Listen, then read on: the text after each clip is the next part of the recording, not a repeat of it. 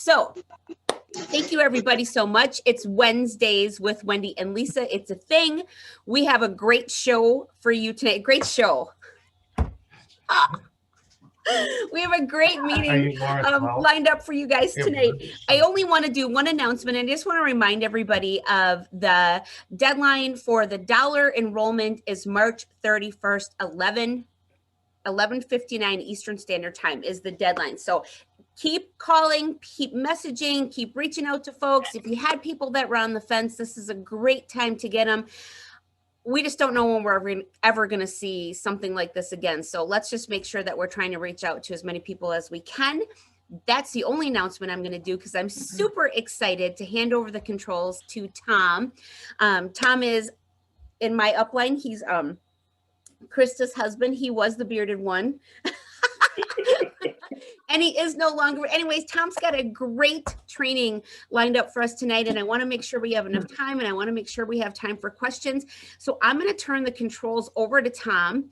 And going to try to make sure that we have plenty of time at the end for questions. So without further ado, ladies and gentlemen, Mr. Tom Frye.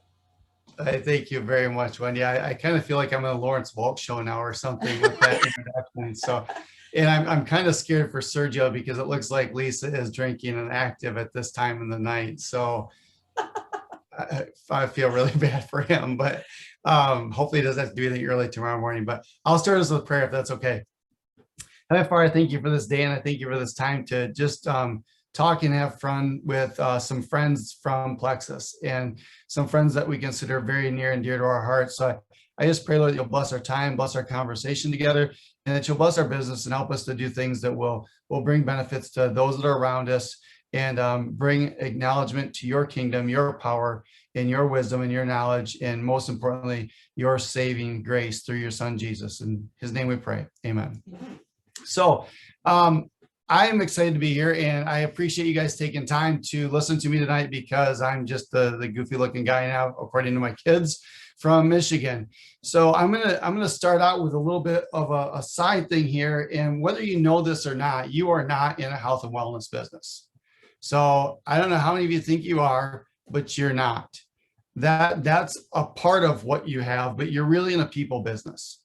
Because if you don't connect with people in multi-level marketing, you don't have any business. So the products don't matter if people don't matter.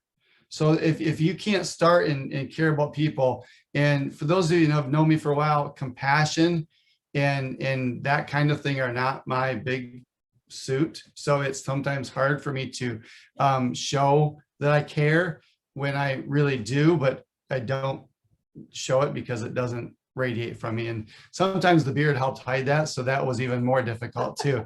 So now that I'm shaved, I'm hoping I can show compassion a little bit more, but I'm going to talk about a different example to start out with, and then I'll get into what I really want to talk about.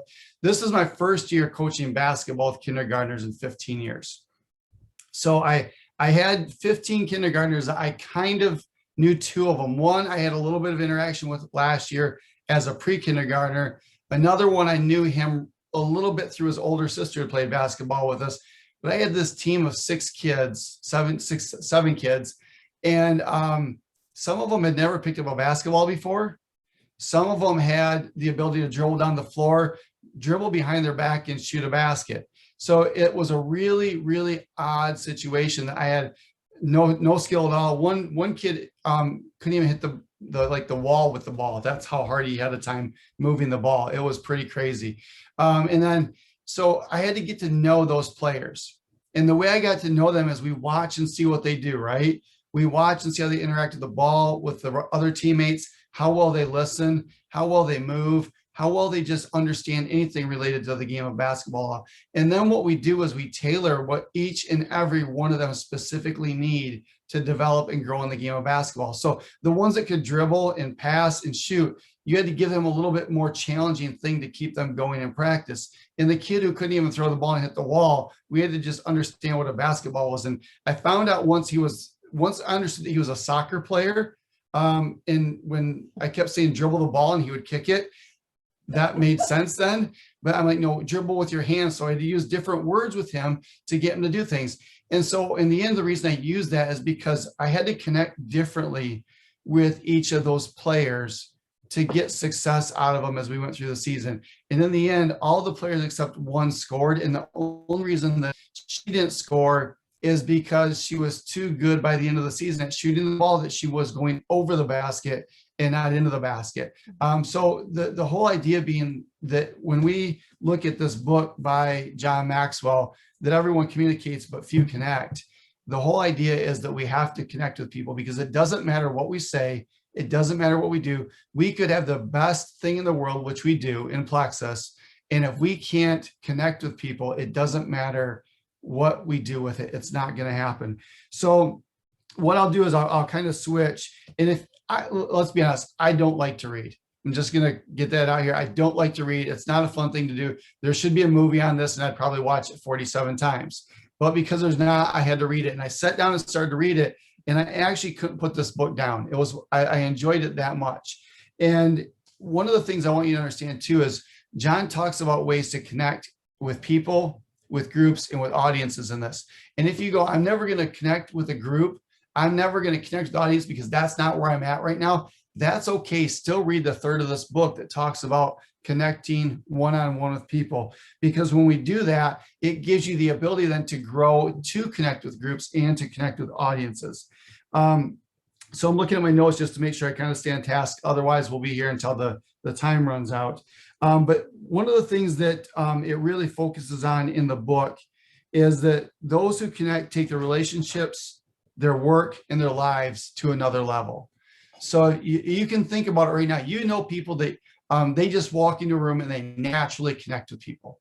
Well, I'm going to guess that it didn't come naturally. They've had to learn some things along the way to do that. And then the next statement that I picked out of the first part of the book with John was connecting is the ability to identify with people. And I want you to understand that it's the ability to identify with people. So first we have to be able to identify with them, and then it's to relate with them in a way that increases your influence with them. So it's to identify and relate. So we have to be able to identify with people. We have to be able to relate with people. And then it goes in to say, the ability to communicate and connect with others is a major determining factor in reaching your potential. To be successful, you must work with others. And to do your absolute best, you must learn to connect. So again, like I said, the book really focuses on connecting at those three different levels: one-on-one, in groups, and with an audience. And what it really starts out with, read off the beginning, what I'm not doing now is I need to talk more about the other people than I do myself. So if you notice, we had a little bit of a conversation to start out with, a little bit of that. It's not what you do more on one-on-one, but it's what you can do in a group, because I can't actually have a conversation with Sherry in this format. It's a group format or an audience format. I can try to get participation out of you, but the reality is the communication is not going to happen. So, but in a one-on-one, you want to talk more about the other person. You've got to bring something of value also. So whether that's some information, that's some knowledge, that's some deal that you've got to bring to them. And then you need to leave. When you leave, you ask if there's anything that you can do to help, and then you follow through. So the idea that you build a relationship, you connect, you bring something of value, and then you leave it with, and how can I help you? And then you follow through with it. One of the interesting things is I kind of learned this secondhand from someone that was involved. I was involved with another multi-level marketing company 23-ish years ago. Yeah. And it was interesting because this is how he was. And when you went along with him, you would see him just start a conversation with people. So one of the things I'm going to encourage you to do is realize that people don't care how much you know until they know how much you care. That's a cliche out there, but that's the reality of it is. So I can't walk into a room and just immediately say, I care, I care, I care. I have to do things that show I care. So really for me, when I look at it, I've got to get to know that person somehow. And then the question is, okay, how do you get to know someone? And if we had a long time, here's where we pull the audience and ask a bunch of questions. But how do you get to know someone? You really have to ask questions about them to get to know them. So one thing I'll do is if I meet someone like in a work environment, maybe we're out for an event, and I know they work in let's say marketing. I'll just ask them, so what do you do outside of marketing? What do you do for fun? What things get you excited? And then I'll just start to layer on and ask additional questions as they tell me, hey, I'm really into NASCAR. Well, what got you into NASCAR? Why NASCAR? Who's your favorite race car driver? What's your favorite track? You can always start to build stuff out of that. And before long, they think you know as much about their interest as they do because you've asked questions about it. And you may not know anything about it, but because you ask questions about it, you have the appearance that you know, and you're showing that you care about them. So that whole idea of, hey, I heard you have some kids. What's your most favorite thing to do with your kids?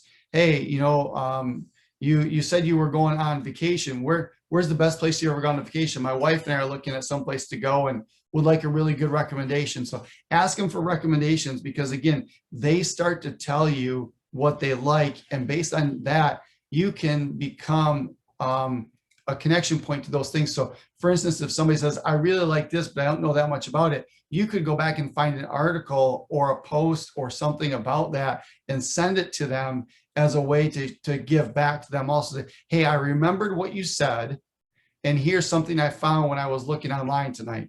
Again, that way to connect. And one thing that I had a hard time with early on in this type of a business is I would target people. And when you target people, it's like putting on that full court press. And all of a sudden, before you know it, those people feel like they're a target. They know that you're not there for being genuine. You're there to close a sale. You're there to make a deal. Think about you walking onto a car lot. Think about walking into the furniture store where everybody's on commission. You feel like you're immediately a target when you walk into those places, and like they just want to swarm you. Again, connecting isn't about swarming. Connecting is about building that relationship. They will feel it, and in most cases, you're going to turn them off, and they're going to run the other way. And so one of the ways I look at this is I got to connect with people by asking questions. I've got to find a way to relate with them based on their answers. So it may be, hey, I've got a cousin that's into that, and or something. When I got a lot of cousins, so it's easy for me to say that. You've got to find a way then not only to relate, but to build on that and grow into a relationship with them. And then once you've developed that relationship, you can share your knowledge. And I use the word knowledge specifically because it's taking information and applying it. So we've got to be able to not just give them information, like we can tell them and spit out all of the data and all that stuff, but if we can't tell them then how that applies to their lives, it's not going to make a difference for them.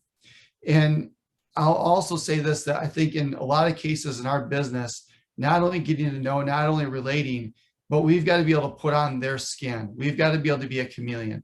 So if they're really into something, we need to find a way to show that we're somewhat, we don't have to fake it, but we need to find out what it is and get into it too. Because again, we need to be able to speak to them based on who they are, where they are, and what their need is, not where we are and what our need is. So again, it's finding out, it's building a relationship, it's connecting, it's communicating, knowing their need and being able to meet and relate to their need. Another key thing with this is you have to understand their personalities. So for instance, I know how Wendy works may not exactly be the way Candace works, may not be exactly the way Kelly works. So just like my team I was telling you about in the beginning, I've got to be able to relate to each of them in a different way, in a different method. Maybe some of them like text messaging, some of them hate text messaging. Maybe some like voice recording. I don't like voice recordings, but I've learned to like voice recordings because Lisa and Wendy like to send them a lot to me. And I have to figure out a way to sneak out of meetings and listen to them and then send one back. But that's part of, again, relating with the people that you're connected with. You need to understand how your personality connects with other personalities. So being one that is, I'm very direct and I'm very non-emotional, you really need to understand that you are direct and you're not emotional. So when you're dealing with someone that doesn't take direct and needs emotion, you can work with them in a less direct and more emotional manner. You can get down, literally like my kindergartners, I can get down on their level, get down on the floor have a conversation with them, and then get up and start yelling at them again. But because I got down on their level and they understand I care, the loudness of my voice doesn't freak them out quite as much as it would other times. One other thing that on that is that I think you need to become relatable. So not only find how ways to relate, but become relatable yourself, and being able to share and be vulnerable, because people like it when you make a fool of yourself. Let's be honest. If you do something stupid, you say something funny, you point out your flaws, people will start to realize that you can be relatable in that manner. And then so you become relatable, you be relatable, and you've got to be flexible. Again, it's because it's not about our product, it's about the people. And the more flexible you can be in the way you interact, what multiple media sources, different types of voice messages, text messages, emails, the more you can be flexible with that, the more opportunity you have to be able to connect with people that don't understand they're not flexible. And the last thing you want to do with this is say, well, Wendy, the only way I communicate is text message. And if you can't handle that, I guess you don't need to be a part of my team. That's not something you want to do. You want to find a way to make sure that those things get through. And then the other thing, that by understanding their personality and your personality, you'll know that how you can encourage them, how you can push them, how you can motivate them to move forward. Because again, I'm motivated by money. I'm just going to be honest. I'm motivated by money. So if you tell me that you'll get me more money, or you'll help me find more money, or you'll help me grow my income, I'm going to listen. But if you tell me something about how I'm going to get some other kind of recognition, I probably don't care, because that's not what motivates me. Another thing that motivates me is helping other people. So if I know I'm going to help other people by doing what I'm doing, then that makes me step up and go to the next level also. One other thing, and Krista just did a great job of this week. We've got Yorkies, and my beard used to resemble the Yorkies, and they're not quite sure what's going on right now, because they think I sold the third dog. But as part of that, Krista joined a group, some groups of Yorkies on Facebook and that, and in Instagram, one of those social media platforms, and immediately started to be able to get connected with people who have Yorkies. And then it leads to conversations and talk. And then eventually they're sending you friend requests, and you're making connections, and you're able to then build a relationship. You build a relationship, you say something about your products, or you see them make a statement, man, my back is killing me today. Hey, I've got this great topical product that will help with back pain. And you can just lead into that and open up different ways with that. And then again, you build on the interests that you both have in common. Another thing that I learned with this guy, his name was Wally, is that some will, some won't, so what? The idea of the go for no. Have the conversation, they're not in. It doesn't mean you leave them behind, but it doesn't mean you put your full court press on them anymore either, because some of us take time to process. And if you're not a processor and you jump in and you hit someone that's a processor with you've got to jump in now, guess what? They're going to be gone. So you hit them with it. They say, no, it's okay. We'll connect later. And you just stay in touch with them and you keep moving them. The thing is, I want you to understand is if you build a relationship with someone and you think they would be the best person for your team, and you know these products would be right for them, and they reject the products, understand they're rejecting the products. They're not rejecting you. It's not about you at that point. It's not about them at the point. It's that they're not ready to make that decision. So I've seen friendships kind of like that with this, because, hey, you rejected me. No, I didn't reject you. I just don't like the stuff you're doing. I'm not interested in it. So again, by walking away from that person the wrong way, you might lose a potential connection they could make for you in the future. So you've got to walk away the right way. And I'll kind of leave with these last couple things. Sprinkle it, don't spray it. So if you think about it, when you water your yard, you don't put your hose on the full all blast spray nozzle and hit the yard with it because you wash everything away. Nothing sticks around, nothing grows, it washes down the hill, you end up with an erosion control problem, they call the DNR on you, you get a fine, all that good stuff. So instead of doing that, you turn the sprinkler on and you mist it lightly. By misting it lightly, you give everything that needs water, You don't wash it away, and everything in turn grows.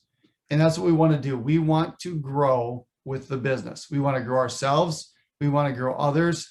And we want to be able to reach as many people we can, not only with the products, but with Jesus. And this is a perfect way to do it. And I'll do this too, is I'll say, all those things I just talked about at Plexus and with building connections are the same thing that you can do with a non-believer. They may look at you and go, man, I don't want that Jesus stuff. I have nothing to do with it. And that's okay. Again, if you slam them with it, they're going to walk away and they're never going to hear anything. But if you go, hey, that's okay, eventually they see how you act, the way you respond, the way you live, and they start to ask questions. What's going on in your life? Why are you different? And the minute they ask that question, that's when you sprinkle it a little bit harder.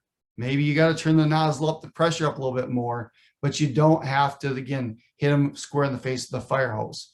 So again, if I've seen any mistakes as I've gone through this business in my life, I really look at the idea that I hit people too much with a fire hose, and I've got to be more patient with them. I got to enjoy the time with them. It's about the journey, right? Because the journey will be more fun the more people we take with us. So. John's wife said you should be a preacher. But get the book, read it, you'll love it. If you don't, I'll pay you back for it. So with that, I only have 7 minutes left. So any questions, comments, concerns? What if we get the audio? Yeah, this is an audio book kind of Yeah, girl. but you can't send that one back to me. Oh, John. So John just said it's not available on Amazon. Do you know where it's You available? might have to look like on one of the resale sites on that too, because it's getting harder to get. Sometimes like check Barnes and Noble, because they have older books that they keep in stock too. And if anybody wants it, I'll gladly send it to you. Yeah, I'll send it around. And you can take a read at it and get some parts. A bookstore. Oh, just kidding. Okay. I will bet, I'm Googling it right John, now. there's this thing that us old people know too, called a library.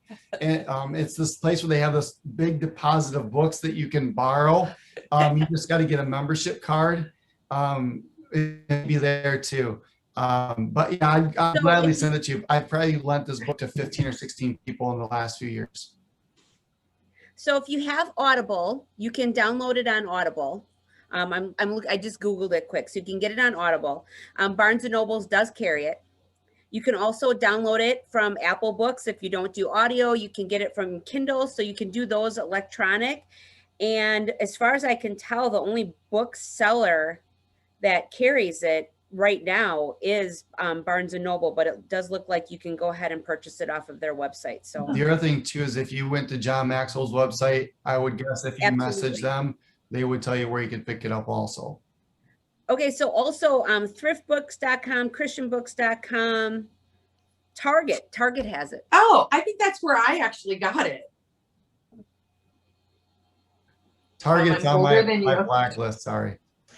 Oh, Yeah, me too, Tom. I will not shop at Target unless it's absolutely 100% necessary. Yeah. We did buy one Christmas present. That was the only thing. Because it's Only find it there only place in the world for you one can of our buy it. kids. I'm also seeing it available on eBay, so you can go on eBay and get it. So if you Google it, folks, if you really want to buy a hard copy and you don't want to do the electronic form, it's definitely out there for sale. anything Anybody John else Maxwell. Anything John Maxwell. You cannot go wrong. Yeah, I true love story. that man so much. Oh, John says he's older than you. I just look younger. Look at my other picture. Yeah. You do look really young without the beard. I agree 100%. So anyone else, if you have a question, we're so informal at this point of our meetings always. If you want to just unmute yourself and ask questions, you are welcome to do so. Anyone? Well, I just want to say thanks for letting me share tonight. I appreciate it very much. And if there is anything I can help you with and you're struggling with ways to connect, let me know. It's taken me a lot of years to realize that not everybody's wired like me. And I still screw it up. Especially. Yeah. Yeah. Yeah. Well, Tom, I just want to thank you for sharing. I really enjoyed that. I always learn something.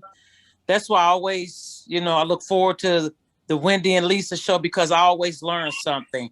And I know that sometimes, and I'm talking about me with my team members, I think that, they all know that I love them. They all know that we all have a relationship in some form of fashion, whether it's a friend or a family member, but maybe I do feed them too much information.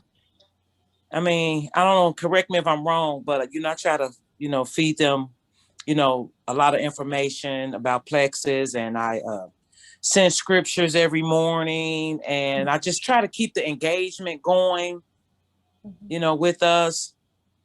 But meeting new people I think that's probably my struggle. So, You know what I mean? Sherry, I struggle with that a lot too.